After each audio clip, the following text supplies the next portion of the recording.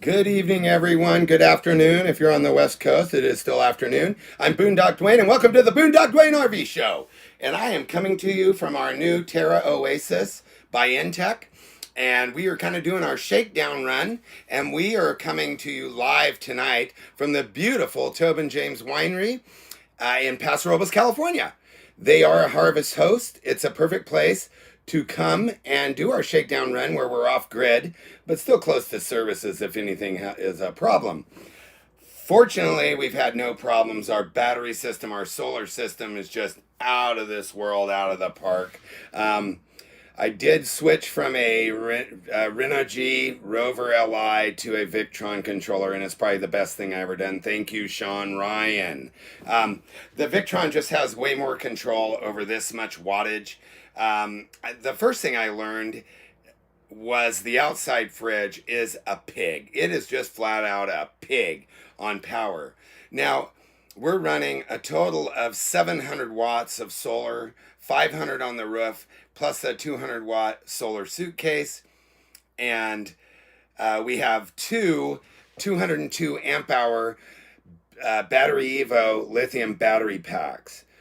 We have no problems. We ran last night pretty much from, I believe we got here at 5:30, from 5:30 till this morning. And I just couldn't kill power until I boosted the power on that outdoor fridge. So, fortunately, our battery system is enough to handle that. And with the Victron solar controller, so the MPPT Solar Smart, we have the 100/50 for this because I am under 50 amps. And with the panels on the roof, 425 watt panels on the roof is what we ended up with. And then we have the 200 watt solar suitcase, but it has its own controller. Don't listen to the myth. Yes, you can stack controllers and run multiple controllers at one time. You won't hurt a thing. So anyways, we're coming to you from Tobin James Winery. We did a little wine tasting this morning. I'll put up some pics so you guys can see exactly where we're at. It's a beautiful winery. Paso Robles is just nonstop wineries now. Here's a long shot. The RV parking is just excellent. You can see there's our Terra Oasis. We had no one around us till this afternoon, and these guys rolled in right there. No one was on this east side where we were. Everyone was, and there's our view right there, which is a vineyard and open field, and I'm sure that's going to be a vineyard. Then there's a back section behind to the west of us, and the RVs are all nosed in straight in. So why no one was here, we rolled right in and pulled up and boom, set up in a matter of minutes. So a pretty easy gig. Tobin James Winery was nice enough to let us stay 2 nights while we do our shakedown run. So thank you, Tobin James Winery. And this is one of the best Harvest Host spots. So thank you, Harvest Host. It is one of the best spots. So here's my Terra Oasis hack of the day. So our outside table, the very first thing I did on our walkthrough is put the table on, and the sharp edge of the table frame I scratched, put a little tiny scratch in our graphics, which I gave Susan a Sharpie, and she covered it right up, and now it's almost impossible to tell. So what I did was got out my 3M anti-corrosion tape for our weight distribution hitch install, and I pretty much put a strip down the backside, the side, and around the bottom so I cannot nick that anymore. So with that, that would be my Intech Terra Oasis hack of the day. In this little episode, it's not going to be long. It's not going to be drawn out. I'm just getting started with the show. I'm going to be doing a lot of shows on the road, a lot of shows out of the trailer, which will be kind of fun. This show is more based on just power consumption and what I'm doing. Now, I talked about that Victron controller. It gives me the ability to just go in and boost my absorption and or my float to get my power up, but also contain the 700 possible watts I have available. So the Victron controller, I won't use anything else. I will only use Renault G panels.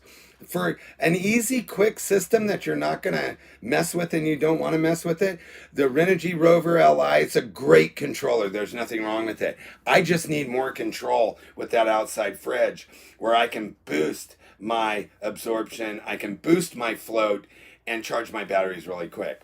Now, last night, at nighttime, we just keep sodas and booze in the outdoor fridge. So it's no problem to turn it off in the afternoon, evening, and then it was still ice cold this morning when I woke up. So last night we were able to have the TV on with this very small. I don't need to fire up a big inverter for the TV. I put in my own cigarette lighter adapters with 12 gauge wire to run a small 75 watt inverter. That worked out great. There's one, of course, in the converter box, and then there's also one we put in the bedroom on the driver's side, so we can run that TV, and then we just do our Netflix or we use our iPad Pro. The solar install, people have asked about it. I did find the path, the way, all trial and error, and I realized Keith had given me some pictures. Let me try to find one of these here. Bear with me 1 second because I'm going to show you this one picture that's just amazing. Hold on. Here it is right here. Nope, that's not it. I might not even have it here, guys. I swore I put it here.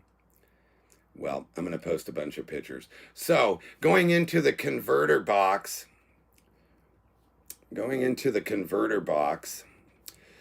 was quite a challenge. There it is right there. So going into the converter box was quite a challenge. There's a lot going on there. Right here, this is your vent for the bathroom, and that was kind of cool way I found it, just using my flexible camera, external camera, wall camera. There's a lot going on there. There's the hole going up to the roof. I went down through the floor. That's going to be a whole video onto itself. But I did find the path. Sorry, I'm switching. Susan's outside eating some food and drinking some wine. Hold on, wine. So, anyways, I want to talk about the batteries. And this video is really just about doing a lithium upgrade. It's the only way to go. If you're going to be out boondocking and dry camping in any form, even the harvest host, because most harvest hosts you can't run a generator. I think there was 8 campers here when we showed up. It's one of the bigger harvest hosts where they can fit 8 to 10 campers, and I think that's about their cap right there with so much space. So people aren't running generators. You are on your own here. If you're just staying overnight, it's not that large of a deal. If you've been driving and your 7-pin has been charging up your batteries. But last night we were able to run the heater. We ran all our lights. We ran the TV. We ran the heater. It was really, really cold, and I left the max fan vent open. So it was really, really cold about 3 in the morning, and we really kicked up the heat and made this place toasty warm. We had plenty of power with my 404 amps. Except for that outdoor Norcold chest fridge freezer, I just cannot use my power. I cannot go below 13.6. I just can't do it. It's just 404 amps is more than enough for what we're doing. Again, the outdoor fridge, it takes some management. And with the Victron controller, I'm able to boost my panels and regulate high to low. I mean, I can pretty much go all the way up to 500 watts and all the way down to like 24. So that Victron controller is giving me the ability to change my absorption and my using fixed or adaptive. It's the way to go. Definitely the way to go. So as many batteries and as much battery lithium power you can buy is the way to go with the Terra. If you're just going to be in an RV park, of course you don't need it for any reason. But lithium is the way to go with a good solar system. On the Terra, if you're putting on less than 400 watts, I see that kind of a waste. You can do it with a good solar suitcase, 200 watts, and being able to move that around. But on the roof, 400 watts is the only way to go. So the battery consumption, I think, I mean, no problem with 200 amp batteries. You just got to watch what you're doing with that outside kitchen because you can drain your batteries pretty quick. As a test, I cranked it all the way down, and I actually got to half my battery life, which is the first. And I did that this afternoon, just testing it out and leaving me in float mode longer on my solar. And then I, of course, but like brought me down to half, which half of that is still 202 amp hours. And I believe my shunt told me I still had, just running the lights and the normal things. Once I turned off the cooler, I mean, I still had like 80 hours of runtime on my battery. So that is my advice. My advice is as much lithium power as you can go. There's so much room under the dinette seat. It's just outrageous. I am going to do a full solar show. This is just my first show to get going on the road and in the Terra. We're going to be doing a lot of traveling too. But I am going to do a solar episode in the next few days, and it will document everything I did to get my solar from the roof all the way over to the battery compartment under the dinette. And it was quite a challenge. And I had a little help. I have some pictures. One key picture is what Keith Fishburne took for me of our Terra being built. Like that. Yay, look, there's the Terra being built. Anyways, sorry for the hand. It's just me this first episode. But regardless of that, as much lithium power is the way to go. 200 amp batteries, that's a great starting point, and probably all you'll ever need. We are going out, and I have to rely on the trailer. We have two generators, and they're actually with me. We got a new 4,500 watt Jenkins that I did some horse trading for, and I got, and it's brand new. And then the key thing is our little 900 watt Baja, which I'll show in the solar install video, because it's a small 900 watt propane. It runs on 1 pound propane bottles, and I have the extension hose to hook it in to our 20 pound tanks, and then I also have a one hose that has the spigot for our quick disconnect. So that little generator is so quiet, and you can top your batteries off so quick with the trailer's converter. So my next episode will be on the Terra solar install. It will be pretty extensive, and I think it'll answer all the questions people have been asking me in the group. For those of you who like my videos, not everything's going to be about the Intech Terra Oasis.